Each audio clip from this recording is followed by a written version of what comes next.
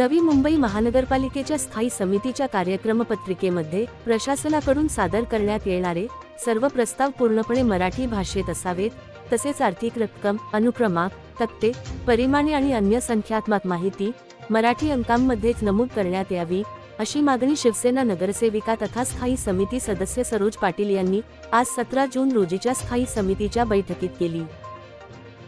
आजचा आणखीन एक स्थायी समितीमध्ये 3 क्रमांकाचा ठराव होता वैद्यकीय उपकरणं खरेदी करण्याच्या बाबत.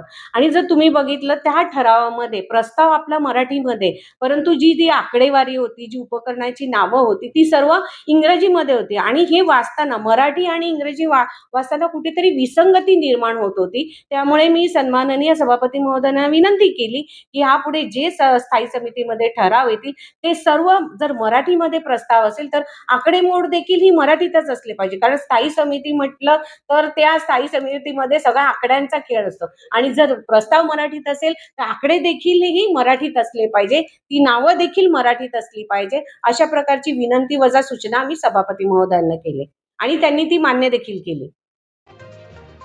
पालिका प्रशासन, नवी मुंबई.